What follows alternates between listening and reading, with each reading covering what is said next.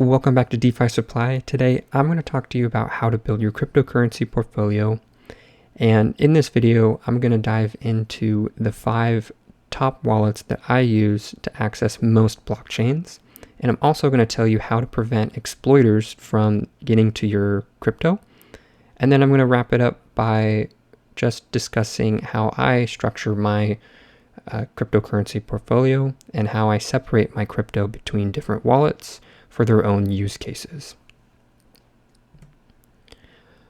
So first, I want to talk to you about what a cryptocurrency wallet is and what it's not. So in a traditional sense, you would put money into a leather wallet or into a bank account or some vault somewhere, and it would just sit until you would come along and you would pull it out or you would send it to someone else. But a cryptocurrency wallet is radically different. It is not like this. Instead, it looks a little bit more like this. So a crypto wallet is essentially just a front end for you to interact with the blockchain. When you generate a wallet, that wallet is going to also generate a private key. And that private key gives you write access to this ledger that the blockchain is actually maintaining. So all the blockchain is just a network of computers working together to maintain one ledger. And this ledger just has all the different addresses and who is sending what amount of crypto to another person. So basically, the wallet is just meant to bridge the user with the blockchain.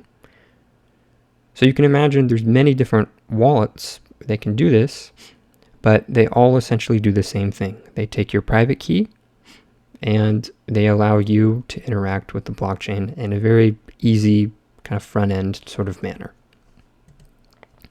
So there's other types of wallets like Phantom, which is on Solana, and then also Terra Station, which is on the Terra blockchain. So there's some dangers to consider when having a wallet. So the first one is exploiters getting your private key. So I told you that in order to use a wallet, it requires a private key, and that private key is going to give you the ability to manipulate the blockchain. Now, if a exploiter or hacker gets a hold of that key, they can also use the same wallet that you're using and basically take crypto from your account. So that's why it's extremely important to not share your private key with anyone. The second thing is make sure to only sign transactions from trusted sources. So my second point is if you sign corrupted contracts, basically it gives them the right to steal crypto from you when you didn't even know that you were kind of signing that ability for them to do so. So make sure that you only sign contracts from trusted sources. Now, the third danger to consider is that your identity could be uncovered. Now, this might not be as bad, and you might be wondering kind of why this is a danger. But the reason is, if you're worried about basically having everybody know what your transactions are, where you're sending crypto, how you're receiving it, then you should definitely consider this.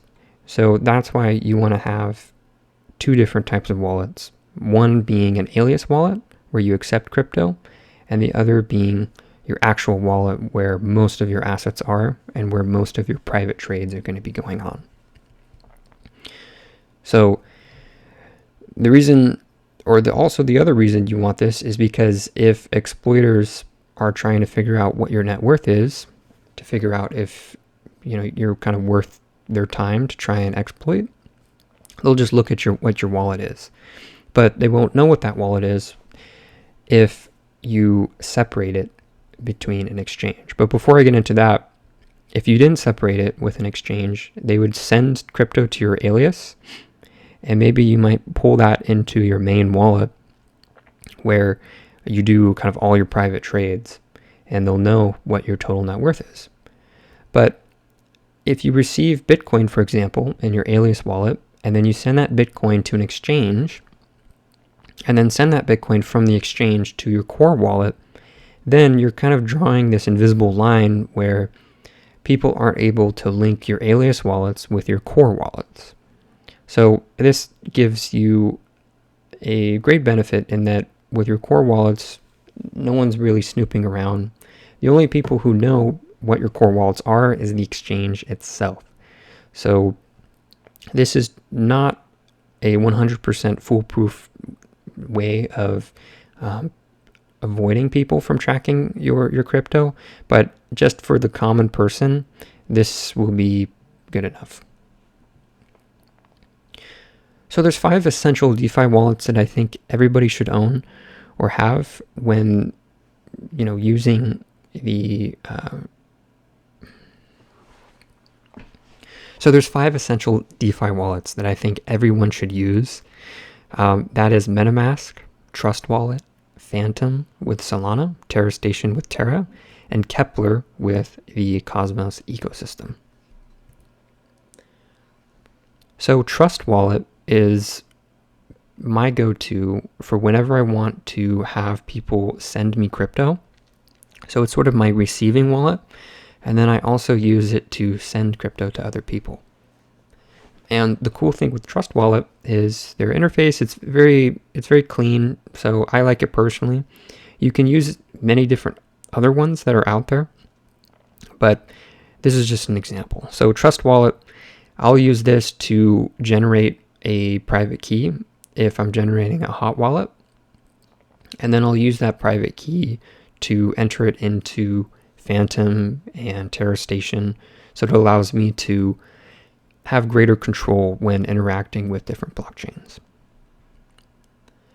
The next one, which most people have probably heard of, is MetaMask. So this one will interact with Ethereum, Avalanche, Polygon, most of the EVM level chains.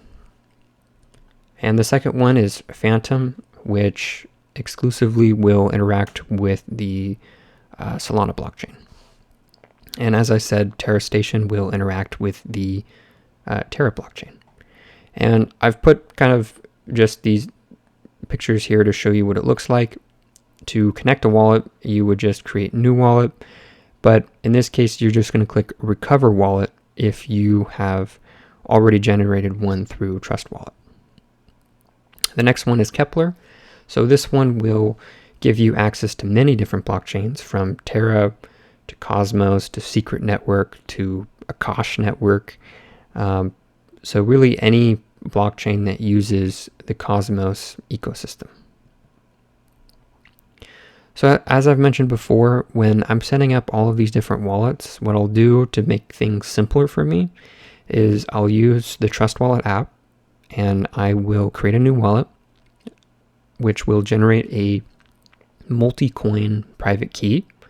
So that private key will enable you to use multiple different blockchains. So you don't have to have a private key for MetaMask and a different one for Phantom and a different one for Kepler. This way, you're just going to have one private key that you can have on your Trust Wallet. And if you want greater control when interacting with DeFi applications, you can take that private key and enter it into MetaMask, Phantom, Kepler, or Terra Station. But again, it's super important that you're only entering it into these wallets and not into a website ever. Finally, for my wallet structure, I've separated it basically by core wallets, alias wallets, and exchanges. So on the left-hand side, you'll see these kind of pink or purple alias wallets. For my primary alias wallet, I'm going to be receiving crypto from there.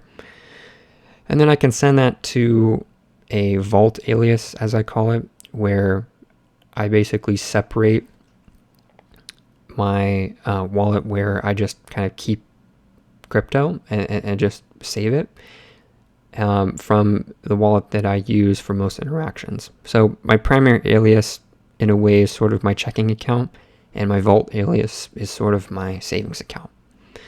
And then I have these burner aliases where I'll create a couple because sometimes I'll want to try a new protocol, but I won't know if it's exactly safe or not. So I'll just fire up a new wallet. So when I try it, and even if it's exploited and I get exploited, then it's only going to take crypto from my burner wallet, which I'll only put a small amount of crypto in just to try out a protocol. And then to keep these alias wallets separate, I will send all crypto through Kraken to my other core wallets so that people aren't able to interact or associate my primary alias with my active wallet. So additionally, I'll send my actual fiat currency to either Kraken or Coinbase or BlockFi. And I'll have just some money here to make trades. So I like to leave roughly 10% on exchanges. And then finally, I have my core wallets here in blue. So my active wallet is going to be a hot wallet where the private key is not in a cold wallet. So it's not going to be a Ledger or a Trezor. And I have an active wallet just for active trades. So just for strategies that require me the most amount of time to interact with the blockchain. So my primary wallet is actually going to be where most of my crypto is. So it's sort of my strategy. The strategies that I implement in this primary wallet aren't going to require too much input on a daily basis. So that's why I'll put the crypto in the primary wallet, because I'm not going to have to interact with it as much. Because if I did have to interact with it a lot, then it would be kind of cumbersome, because my primary wallet is a cold wallet, which will take slightly more time to approve transactions with. And then my vault wallet is going to be my most safe and conservative wallet. This is the wallet where I'm just sending money to, or I'm just sending crypto to, and I'm just letting it sit there. I'm not interacting with any blockchain or any protocol, and I'm not sending it to anybody. It's just sitting there. So that eliminates all smart contract risk and just serves as that vault savings account that I talked about before. And then finally, my kind of distribution of crypto between these wallets are going to be heavily skewed towards the core wallets. So I have about 70% of my crypto in these core wallets. So this is where I'm implementing most of my DeFi strategies. The alias wallets just have crypto in it so that I can send crypto back and forth between friends. So that's all I had for you today. If you want to follow me for more, you can check me out at DeFi Supply on Twitter, or you can subscribe to me on DeFi Supply on YouTube. Thanks again, and I'll see you next time.